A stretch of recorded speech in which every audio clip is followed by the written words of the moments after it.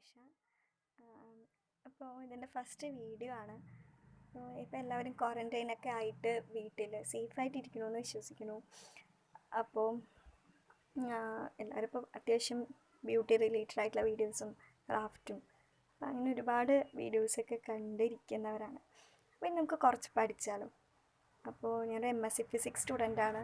അപ്പോൾ physics basic ആയിട്ടുള്ള കാര്യങ്ങൾ നമുക്ക് ഷെയർ ചെയ്യാമെന്ന് വിചാരിക്കുകയാണ് ഞാൻ. അപ്പോൾ എല്ലാവരും വീഡിയോസ് കാണുന്ന എല്ലാവരും ഷെയർ ചെയ്യുക, സപ്പോർട്ട് ചെയ്യുക. അപ്പം നമ്മളിവിടെ ആദ്യം നോക്കുന്നത് Newton's loss of motion and its application ആണ്. അപ്പോൾ Newton's first law of motion, it states that a body at rest or in a uniform motion, that means a constant velocity along a straight line, will remain in that position unless some external force acts on the body to bring change in its position or state. അപ്പോൾ എന്താ Newton's first law of motion പറയുന്നത്? അപ്പോൾ ഒരു റെസ്റ്റിലിരിക്കുന്ന ഒരു body അല്ലെങ്കിൽ ഒരു constant വെലോസിറ്റിയിൽ ഒരു straight ലൈനിൽ മൂവ് ചെയ്തുകൊണ്ടിരിക്കുന്ന ഒരു ബോഡി ആണെന്നുണ്ടെങ്കിൽ നമ്മളൊരു എക്സ്റ്റേണൽ ഫോഴ്സ് അപ്ലൈ ചെയ്താൽ മാത്രമേ അതിൻ്റെ സ്റ്റേറ്റിലോ പൊസിഷനിലോ ചേഞ്ചസ് ഉണ്ടാവുള്ളൂ. ഇല്ലെങ്കിൽ അത് അതിൻ്റേതായിട്ടുള്ള ആ ഒരു സ്റ്റേറ്റ് ഓഫ് മോഷനിൽ കണ്ടിന്യൂ ചെയ്തുകൊണ്ടേയിരിക്കും. അപ്പോൾ Newton's first law of motion പറയുന്നത്.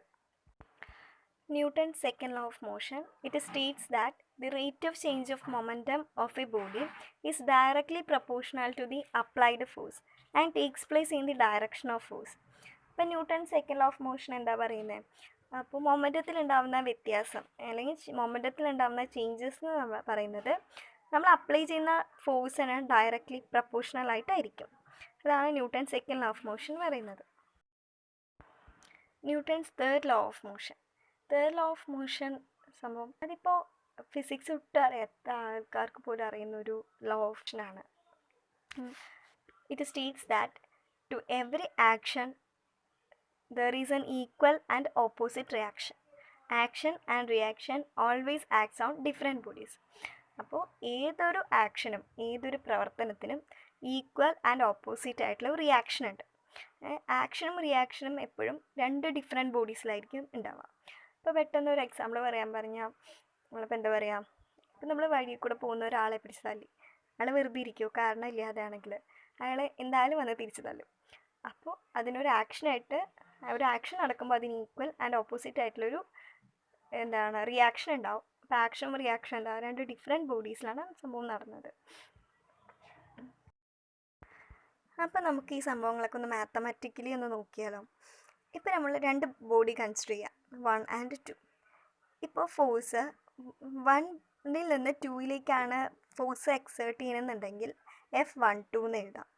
അതുപോലെ തന്നെ ഫോഴ്സ് സെക്കൻഡ് പാർട്ടിക്കിളിൽ നിന്ന് ഫസ്റ്റ് പാർട്ടിക്കിൾ അല്ലെങ്കിൽ ബോഡിയിലേക്കാണ് എക്സേർട്ട് ചെയ്യുന്നത് എന്നുണ്ടെങ്കിൽ F21 എന്ന് എഴുതാം.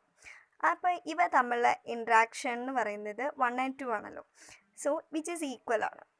F12 equal to F21. Okay, ഇപ്പം നമ്മൾ നോക്കി ഫസ്റ്റ് ലോ എന്താ പറഞ്ഞതെന്ന്. അപ്പോൾ നമ്മളിപ്പോൾ ഒരു ഫോഴ്സ് അപ്ലൈ ചെയ്തു എന്നുണ്ടെങ്കിൽ മാത്രമാണ് അതിൻ്റെ മോഷനിൽ ചേഞ്ചസ് ഉണ്ടാവുക. ഇനിയിപ്പോൾ ഒരു തരത്തിലുള്ള ഫോഴ്സസും അവിടെ ആക്ട് ചെയ്തില്ല എന്നുണ്ടെങ്കിൽ എന്താ സംഭവിക്കുക?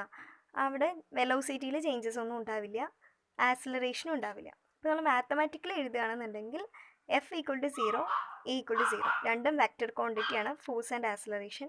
So vector F=0, vector A=0.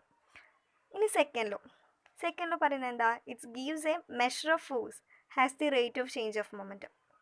Mathematically നമ്മൾ നോക്കുകയാണെന്നുണ്ടെങ്കിൽ F എന്ന് പറയുന്നത് rate of change of moment ആണ്. So F is proportional to rate of change of momentum. F=d/dt of P. P പറഞ്ഞ മൊമെൻറ്റം, നമുക്കറിയാം മൊമെൻറ്റം എന്ന് പറയുമ്പോൾ മാസ് ഇൻറ്റു വെലോസിറ്റി ആണ്. So d/dt of m/v. അപ്പോൾ m എന്ന് പറയുന്നത് കോൺസ്റ്റൻ്റ് ആണ്, which is independent velocity of the particle. So നമുക്ക് എങ്ങനെ എഴുതാം? നമുക്ക് എമ്മിനെ പുറത്തെടുത്തിട്ട് എഴുതാം. F=m/dv/dt. dv/dt പറയുമ്പോൾ ആക്സിലറേഷൻ ആണ്. Rate of change of velocity എന്ന് പറയുന്നത് ആക്സിലറേഷൻ ആണ്. സോ m/dv/dt നമുക്ക് എങ്ങനെ എഴുതാം? m/a എന്ന് എഴുതാം. So F=m/a. അപ്പോൾ നമ്മൾ ഫസ്റ്റ് ലോ ഓഫ് മോഷൻ നമുക്ക് കിട്ടി A=0 ആണെന്ന്. അപ്പോൾ F=0. So first law of motion എന്ന് പറയുന്നത് it's A special case of second law of motion ആണ്. ഇനിയിപ്പോൾ പറഞ്ഞാൽ നമ്മുടെ ഈ സെക്കൻഡ് ലോ ഓഫ് മോഷന് ഒരുപാട് ലിമിറ്റേഷൻസ് ഉണ്ട്. നമ്മൾ പറഞ്ഞു എം കോൺസ്റ്റൻ്റ് ആണ്, which is independent of the velocity of the particle എന്നൊക്കെ നമ്മൾ പറഞ്ഞു. പക്ഷേ മാസ് എപ്പോഴും കോൺസ്റ്റൻ്റ് ആവണം എന്നില്ല. അപ്പം അങ്ങനെയുള്ള കുറച്ച് കേസാണ് പറയുന്നത്. Particle with relativistic velocity, falling rain drops, rocket propulsion, ഇതെല്ലാം സെക്കൻഡ് ലോ ഓഫ് മോഷൻ്റെ ലിമിറ്റേഷൻസ് ആണ്. ഇപ്പോൾ നമ്മൾ പറഞ്ഞ തേർഡ് ലോ ഓഫ് മോഷനും ഒരുപാട് ലിമിറ്റേഷൻസ് ഉണ്ട്. നമുക്ക് നോക്കാം. പാർട്ടിക്കിൾ ഓഫ് അറ്റോമിക് ഡിസ്റ്റൻസ്, അതായത് ഇപ്പം നമുക്ക് രണ്ട് ഫോഴ്സസ് നമുക്ക് സൈമൾട്ടേനിയസ്ലി മെഷർ ചെയ്യാനായിട്ട് പറ്റില്ല. ഇപ്പോൾ നമ്മൾ ഒരു എക്സാമ്പിൾ നോക്കുകയാണെങ്കിൽ, ഇപ്പോൾ ഒരു രണ്ട് പാർട്ടിക്കിൾസ് തമ്മിലുള്ള ഇൻട്രാക്ഷൻ, അതിനെടുക്കുന്ന സമയം, അതിനെടുക്കുന്ന ടൈം എന്ന് പറയുന്നത് ഒരു പാർട്ടിക്കിളിൽ നിന്ന് വേറൊരു പാർട്ടിക്കിൾക്ക് ലൈറ്റ് ട്രാവൽ ചെയ്യാൻ എടുക്കുന്ന ടൈമിനെക്കാട്ടിലും കുറവായിരിക്കും. അതായത് രണ്ട് പാർട്ടിക്കിൾസ് തമ്മിലുള്ള ഇൻട്രാക്ഷൻ എടുക്കുന്ന ടൈം എന്ന് പറയുന്നത് ഒരു പാർട്ടിക്കിളിൽ നിന്ന് വേറൊരു പാർട്ടിക്കിളിലേക്ക് ലൈറ്റ് ട്രാവൽ ചെയ്യാൻ എടുക്കുന്ന ടൈമിനെക്കാട്ടിലും കുറവായിരിക്കും. അപ്പോൾ നമുക്ക് രണ്ട് ഫോഴ്സസ് തമ്മിലുള്ള, അല്ലെങ്കിൽ ഫോഴ്സസ് എന്ന് പറയുന്നത് നമുക്ക് സൈമൾട്ടേനിയസ്ലി മെഷർ ചെയ്യാൻ ബുദ്ധിമുട്ടുള്ള കാര്യമാണ്. അപ്പം ഇപ്പോൾ Newton's loss of motion and it's ആപ്ലിക്കേഷനിൽ ന്യൂട്ടൺസ് ലോസ് ഓഫ് മോഷൻ മാത്രമേ പറഞ്ഞിട്ടുള്ളൂ. ന്യൂട്ടൺസ് ലോസ് ഓഫ് മോഷൻസിൻ്റെ ഇനി ഈ സംഭവങ്ങളുടെയൊക്കെ അപ്ലിക്കേഷൻസ് പാർട്ട് 2 ആയിട്ട് ഇടുന്നതായിരിക്കും. അപ്പോൾ പ്ലീസ് ഷെയർ ആൻഡ് സപ്പോർട്ട്